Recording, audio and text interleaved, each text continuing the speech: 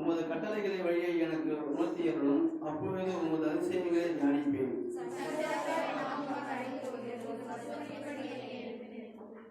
பொய் வழியை என்னை விட்டு விலக்கி உம்முடைய வேதத்தை எனக்கு அருள் செய்யும்.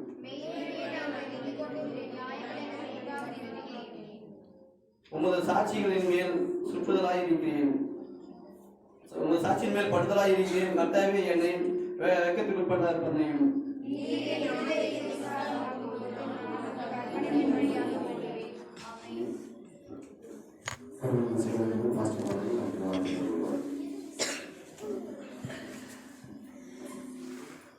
கர்த்தருடைய பரிசுத்த நாமத்திற்கு மகிமை உண்டாவதாக. நாம் வாசித்ததான 119 சங்கீதம் வேதத்தினுடையதான முக்கியத்துவங்களை குறித்தும் சிறப்பு அம்சங்களை குறித்தும் வேதத்தின் மகத்துவங்களை குறித்தும் தான் இந்த வேத பகுதியிலே தெளிவாக சொல்லப்பட்டிருக்கிறது. இந்த வேத பகுதியிலே, அதாவது வேதம் எப்படியெல்லாம் நமக்கு இருக்கிறது, எப்படியெல்லாம் செயல்படுகிறது, எப்படி நம்மை வாழ வைக்கிறது என்பதை குறித்தும் சொல்லப்பட்டிருக்கிறது. பரிசுத்த வேதாகமம் சீயோனிலிருந்தும் தேவனிடத்திலிருந்தும் வெளிப்பட்டதாக இருக்கிறது. நம்முடைய கரங்களில் இருப்பது நமக்கு மிகுந்த பாக்கியமான ஒரு காரியமாக இருக்கிறது. பரிசுத்த வேதாகமத்திலே மூலப்பொருள் யார் என்றால் கிறிஸ்துவே வேதாகமத்தினுடைய மூலப்பொருளாக இருக்கிறார். தேவனுடையதான எண்ணங்களும் மனுஷனுடைய நிலைமைகளும் ரட்சிப்பின் வழியையும் பாவிகளின் நியாய தீர்ப்பையும் விசுவாசிகளின் ஆனந்தத்தையும் பேரின்ப வாழ்க்கையும் குறித்துதான் முழு வேதாகமத்திலேயும் சொல்லப்பட்டு இருக்கிறது. ஒரு மனிதன் வீடு பேர் அடைய வேண்டுமானால் வேதத்தின்படியாக ஜீவித்தால் நிச்சயமாக, அதாவது பரலோக ராஜ்யத்தில் பிரவேசிப்பதற்கு தேவன் நம்மை தகுதியுடையவர்களாக மாற்றுவதாக. அதாவது நாம் வாசித்துதான் இந்த வேத பகுதியிலே 119 சங்கீதம் 25 வசனத்திலிருந்து 32 வசனம் வரைக்கும் பார்த்தோமானால் ரட்சிப்பின் அனுபவங்களை குறித்து சொல்லப்பட்டிருக்கிறது. இந்த 119 சங்கீதம் 8 வசனங்களாக வகுத்து பிரிக்கப்பட்டு 22 பகுதிகளாக இருக்கிறது. இந்த 22 பகுதிகளும் எபிரேய எழுத்துக்களை அடிப்படையாக கொண்டும் அந்த எழுத்துக்களின் அடிப்படையிலே தலைப்புகள் கொடுக்கப்பட்டும் இருக்கிறது. கர்த்தருடைய வார்த்தைகள் நம்முடைய ஜீவியத்தினுடைய சட்டமாய் இருக்க வேண்டும். கர்த்தருடைய வார்த்தைகள் நம்முடைய இருதயத்தில் நிலைத்திருக்க வேண்டும். கர்த்தருடைய வார்த்தைக்கு நாம் முழு இருதயத்தோடும் முழு ஆத்மாவோடும் மனதோடு கூட கீழ்ப்படிய வேண்டும். கர்த்தருடைய வார்த்தைகளையே நாம் நம்மை ஆளுகை செய்யும் பொழுது தேவனிடத்திலிருந்து ஆசீர்வாதங்களை நம்மால் பெற்றுக்கொள்ள முடியும். நம்முடைய தியானத்திற்கென்று நாம் எடுத்துக்கொண்டதான வசனம் 119 சங்கீதம் 25 வசனத்தின் பிற்பகுதியை வாசிப்போம். உமது வசனத்தின்படி என்னை உயிர்ப்பியும். ஹல்லேலூயா. உமது வசனத்தின்படி என்னை உயிர்ப்பியும் என்று சொல்லப்பட்டிருக்கிறது. என் ஆத்துமா மண்ணோடு ஒட்டி கொண்டு இருக்கிறது. உமது வசனத்தின்படி என்னை உயிர்ப்பியும் என்று சொல்லப்படுகிறது. அநேக நேரங்களில் தேவ பிள்ளைகளாகிய நம்முடைய வாழ்க்கையிலும் பிரச்சனைகள், போராட்டங்கள், நிந்தனைகள், அவமானங்கள், மரண பள்ளத்தாக்குகள், மரண தருணங்கள், வருத்தங்கள், துன்பங்கள், துயரங்கள், இடுக்கண்கள் எல்லாவற்றிலும் பார்த்தோமானால், ஏனென்றால் நாம் யாராய் இருக்கிறோம் என்றால் நிர்பந்தமான ஒரு மனுஷனாக இருக்கிறோம். மரணத்தின் புழுதியை போல நாம் இருக்கிறோம். மரித்து போன காரியங்கள் எல்லாவற்றையும் தேவனாகிய கர்த்தருடைய கிருபையினாலும் தெய்வீக பராமரிப்பினாலும் கர்த்தருடைய வார்த்தை நிமித்தமாக நம்மை உயிர் பெற செய்வதற்கு அவர் வல்லவராக இருக்கிறார்.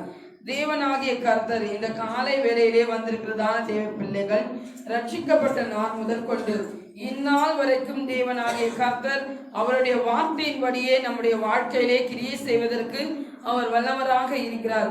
உலர்ந்து போனதான காரியங்கள், உணர்வற்றதான இருக்கிறதான காரியங்களை, மரித்து போய் இருக்கிறதான காரியங்களையும் இந்த காலை வேளையிலே உயிர் பெற செய்வதற்கு அவர் வல்லவராக இருக்கிறார்.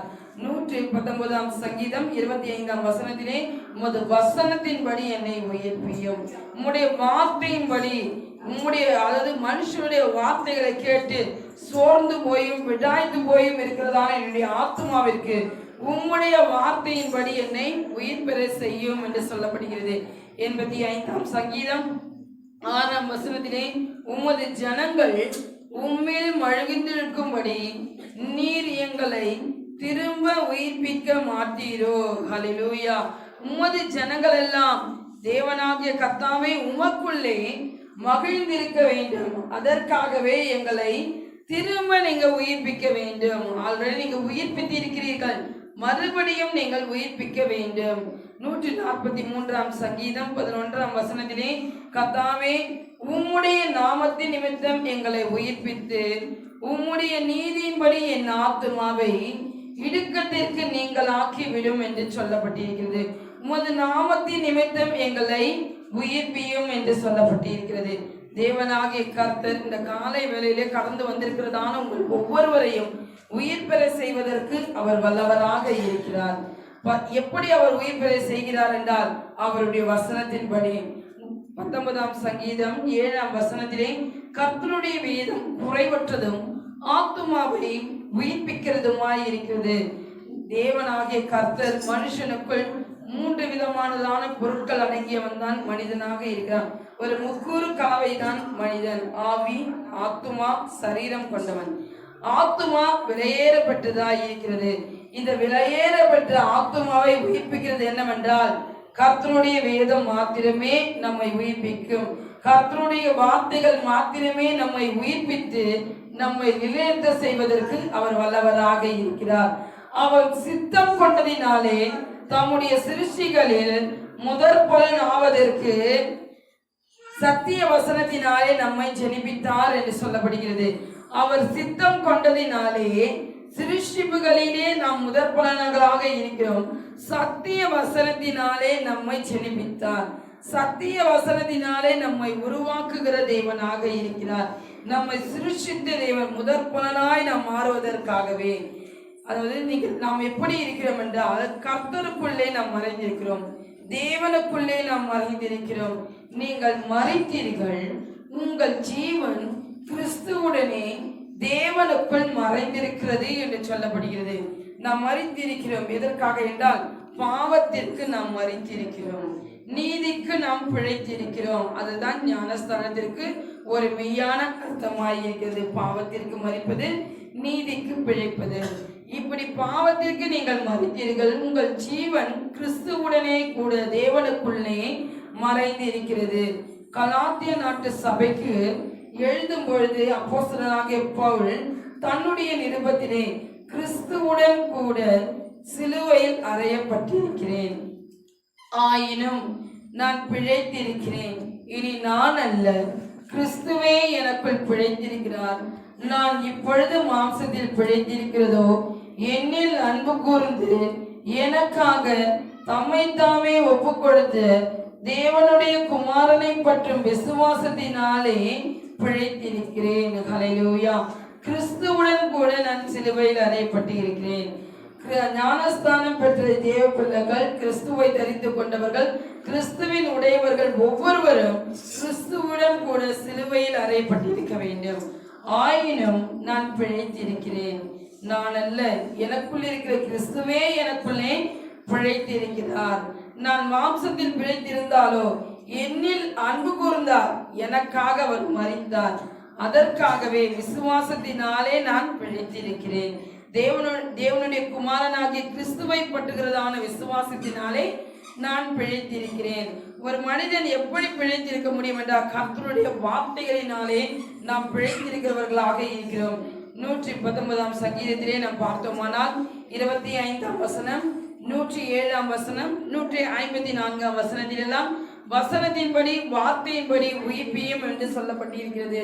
93ஆம் சங்கீதம் கட்டளைகளின்படி உயிர்ப்பியும் என்று சொல்லப்பட்டிருக்கிறது. 37ஆம் வசனம் வழிகளின்படி உயிர்ப்பியும் என்று சொல்லப்பட்டிருக்கிறது. 40ஆம் வசனம் நீதியின்படி உயிர்ப்பியும் என்று சொல்லப்பட்டிருக்கிறது. 50ஆம் வசனத்திலே வாக்கின்படி உயிர்ப்பியும் என்று சொல்லப்படுகிறது. 156ஆம் வசனத்திலே நியாயங்களின் பெயரி உயிர்ப்பியும். இந்த வார்த்தைகள் எல்லாமே கர்த்தருடைய வார்த்தைகளுக்கு உண்டான ஒரு பொருட்களாக இருக்கிறது. அவருடைய வழிகள், அவருடைய நீதி, அவருடைய வாக்கு, அவருடைய கட்டளை, அவருடைய நியாயம், எல்லாம் கர்த்தருடைய வார்த்தையினாலே அவர் நம்மை உயிர்ப்பிக்க செய்கிற தேவனாக இருக்கிறார். ஒரு வசனத்தை வாசிப்போம். வெளிப்படுத்தின விசேஷம் 3ஆம் அதிகாரம் 1ஆம் வசனத்தை வாசிப்போம்.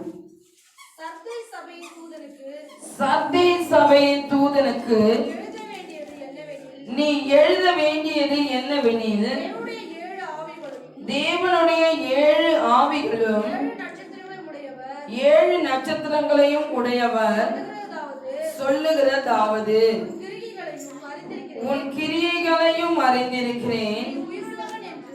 நீ உயிருள்ளவன் என்றும் பெயர் கொண்டிருந்தும் செத்தவனாயிருக்கிறாய். சர்தை சபை என்று சொல்லப்படுகிறது. சபை என்று சொன்னால் தேவன் தம்முடைய ரத்தத்தினாலே சம்பாதித்தவைகள் தான் சபையாக இருக்கிறது. சபை என்று சொன்னால் நீங்களும் நாங்களும் சேர்ந்தவைகள் தான் சபையாக இருக்கிறது. தேவன் யாரெல்லாம் விலைக்கிரயம் கொடுத்து மீட்டெடுத்தார்களோ அவர்கள் எல்லாரும் சபையாக இருக்கிறார்கள். இப்படிப்பட்டதான சபை, சபைக்கு அதாவது சர்தை சபையின் ஒரு தூதனுக்கு நீ எழுத வேண்டிய காரியங்கள், உன் கிரியைகளை அறிந்திருக்கிறேன். காலை வேளையிலே தேவனாகிய கர்த்தர் உன்னுடைய கிரியைகளை நான் அறிந்திருக்கிறேன்.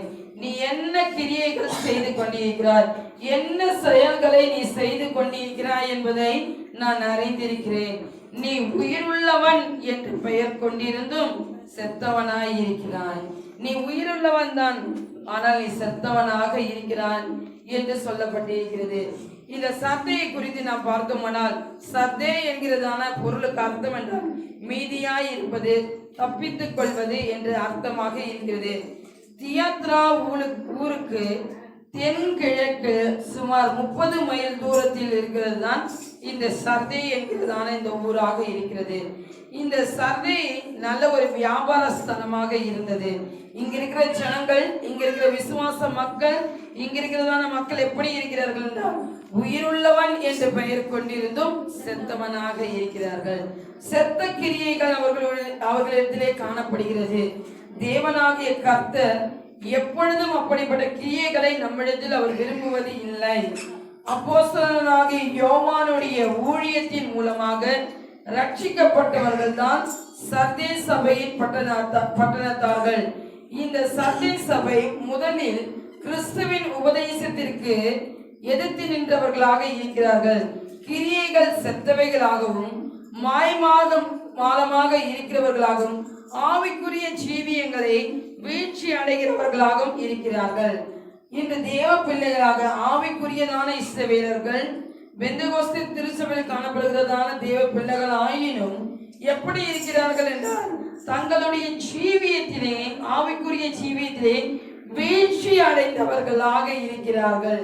வீழ்ச்சி என்று சொன்னால் தோல்விகளை சந்தித்துக் கொண்டவர்களாக இருக்கிறார்கள். எந்த காரியத்திலே? ஆவிக்குரியதான காரியங்களிலே மாய்மாலமாக அவர்கள் வாழ்ந்து கொண்டிருக்கிறார்கள்.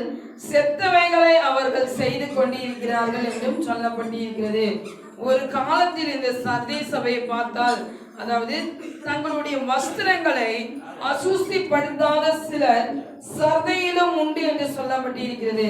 வஸ்திரங்களை, ரட்சிப்பின் வஸ்திரங்களை கரைப்படுத்திக் கொள்ளாதவர்களும் இந்த திருச்சபையிலே உண்டு என்று சொல்லப்படுகிறது. எப்பொழுது என்றால் ரட்சிக்கப்பட்ட ஆரம்ப காலத்திலே அவர்கள் தேவ பக்தி உள்ளவர்களாகவும் நற்சாட்சிகளை பெற்றுக்கொண்டும் கனிகளினால் நிறைந்தவர்களும் ஊழியத்திலே அவர்கள் நன்றாக செயல்பட்டவர்களாய் இருக்கிறார்கள். மனுஷனுடைய பார்வையில் அவர்கள் நன்றாய் இருந்தார்கள்.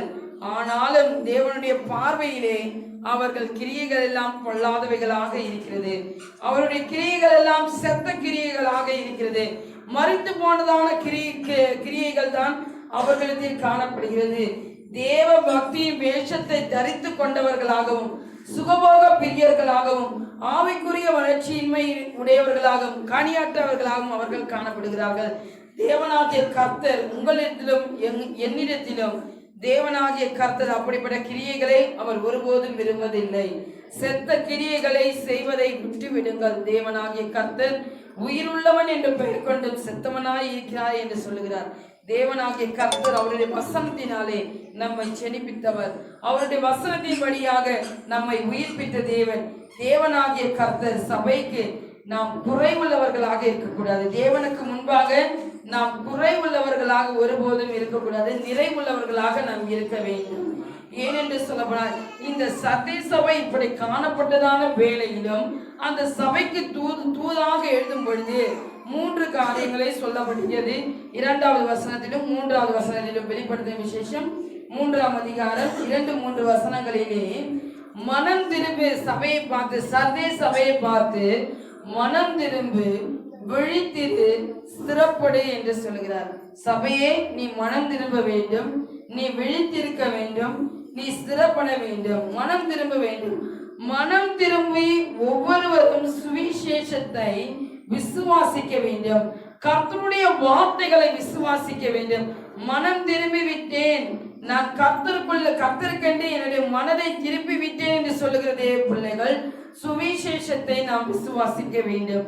சுவிசேஷத்தை விசுவாசித்த பின்பு நீங்கள் ஒவ்வொருவரும் பாவ மன்னிப்புக்கென்று இயேசு கிறிஸ்துவின் நாமத்தினாலே ஞானஸ்தானம் பெற்றுக்கொள்ளுங்கள். அப்பொழுது பரிசுத்த ஆவியினுடைய வரத்தை பெற்றுக்கொள்வீர்கள். மனம் திரும்பின பின்பாக பாவ மன்னிப்பு நமக்குள்ளே உண்டாக வேண்டுமானால் ஞானஸ்தானம் பெற்றுக்கொள்ள வேண்டும். அப்பொழுது தேவன் தம்முடைய அபிஷேகத்தை நமக்கு தந்து நம்மை வழிநடத்துவதற்கு அவர் உண்மை உள்ளவராய் இருக்கிறார். இந்த ரட்சிக்கப்பட்ட தேவ பிள்ளைகள் இந்த நாட்களிலும் உலக வழிபாடுகளுக்கு நாம் மரித்தவர்கள் என்பதை நாம் நன்கு அறிந்து வைத்துக் கொள்ள வேண்டும். உலகத்தினுடைய காரியங்கள், உலகத்திலே செய்யப்படுகிறதான எல்லா சடங்குகளுக்கும் நாம் மரித்தவர்கள் என்பதை நீங்கள் அறிந்து கொள்ள வேண்டும். அந்த வழிபாடுகளின் படியாக, அவர்கள் செய்கிறதான அந்த உபதேசத்தின் படியாக நாம் ஜீவிக்க கூடாது. மனம் திரும்ப வேண்டும். மனம் திரும்பி சுவிசேஷத்தை விசுவாசித்து நாம் ரட்சிக்கப்பட வேண்டும் என்று சொல்லப்பட்டிருக்கிறது. 2வதாக விழித்திரு என்று சொல்லப்பட்டிருக்கிறது. தேவ பிள்ளைகளுக்குள்ளே ஒரு ஆவிக்குரிய சோர்வுகள் எப்பொழுதும் காணப்பட்டிருக்கிறது. ரட்சிக்கப்பட்ட நான் முதற்கொண்டு இந்நாள் வரைக்கும் ஒரு சோர்வுகள். ஜபத்திலே அநேக பிள்ளைகள் ஜெபிப்பதே இல்லை. ஏனென்று சொல்ல போனால் சீஷர்களும் அப்படித்தான் இருந்தார்கள். இயேசு கிறிஸ்துவோடு கூட ஊழியத்தை கற்றுக்கொண்டு தம்மோடு இருக்கவும் பிரசங்கம் பண்ணும்படியாக அதிகாரத்தை பெற்றவர்கள். தேவன் அவர்களை எல்லாரையும் பிளஸ் பண்ணிட்டு அப்போஸ்தலர்கள் என்று பெயரிட்ட அவர்கள் கூட ஒரு சோர்வுக்குள்ளே காணப்படுகிறார்கள். ஸ்தோத்திரத்துடன் கூட ஜபத்திலே விழித்திருக்க வேண்டும். காலை நேரங்களிலே நீங்கள் செய்கிற ஜபங்களிலே ஸ்தோத்திரத்தோடு கூட உங்கள் ஜபங்களை நாம் ஏறெடுக்க வேண்டும். எந்த காரியங்களை குறித்தும் நீங்கள் கவலைப்படாமல் உங்கள் விண்ணப்பங்களை ஸ்தோத்திரம் கூடிய ஜபத்தினாலும் வேண்டுதலினாலும் தேவனுக்கு தெரியப்படுத்த வேண்டும். ஸ்தோத்திரத்தின் கூட ஜபத்திலே விழித்திருங்கள். இயேசு கிறிஸ்து மரிப்பதற்கு முன்பாக வியாகுலப்படவும் அவர் தொடங்கின போது, அவர் வியாகுலப்பட்டு கொண்டிருக்கிறதான வேளையிலே, அதாவது பாத்தீங்கன்னா இந்த கெத்செமனே தோட்டத்திலே இருக்கும் பொழுது அவர் செபித்து கொண்ட வியாகுலத்தோடு செபிக்கிறார். அவருடைய வேர்வை ரத்தத்தின் பெருந்துளிகளாக விழுந்து கொண்டிருக்கும் பொழுது சீஷர்களிடத்திலே அதை செபிக்கும்படியாக சொல்கிறார். 1 மணி நேரமாவது விழித்திருந்து ஜெபிக்க கூடாதா? ஏன் அப்படி சொன்னார் என்றால், சோதனைக்கு உட்படாதபடிக்கு நீங்கள் விழித்திருந்து ஜெபிக்க வேண்டும். சோதனை நம்மை அணுகாதபடிக்கு, சோதனைக்குள்ளே நாம் போகாதபடிக்கு நாம் விழித்திருப்பது மிக முக்கியமாயிருக்கும். காலையிலே ஜெபிப்பது நமக்கு ஆசீர்வாதங்களை கொண்டு வரும். காலையிலே ஜெபிப்பது நமக்கு கிருபையை கொண்டு வரும், பாதுகாப்பை நமக்கு கொண்டு வரும். மாலையிலே ஜெபிப்பதில் நமக்கு நல்ல ஒரு சுக நித்திரைகளை கொண்டு வரும். தேவனாகிய கர்த்தருடைய பிள்ளைகள் ஒவ்வொருவரும் நாம் காலையிலும் மாலையிலும் கர்த்தரை நோக்கி ஜெபிக்க வேண்டும். ரட்சிக்கப்பட்ட தேவ பிள்ளைகள் ஒரு நாளில் 3 தரம் ஜெபிக்க வேண்டும். ஒவ்வொரு பிள்ளைகளும் ஒரு நாளைக்கு 3 தரம் ஜெபிக்க வேண்டும். தினந்தோறும் தேவனுக்கு தசம பாகம் செலுத்த வேண்டும். நம்முடைய நேரங்களிலே ஒரு நாளைக்கு 24 மணி நேரங்கள் கொடுக்கப்பட்டிருக்கிறது.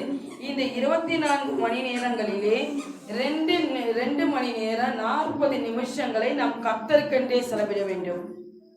அதுதான் கர்த்தருக்கு நாம் தருகிறதான நேரத்திலே தருகிறதான ஒரு தசமபாகமாக இருக்கிறது.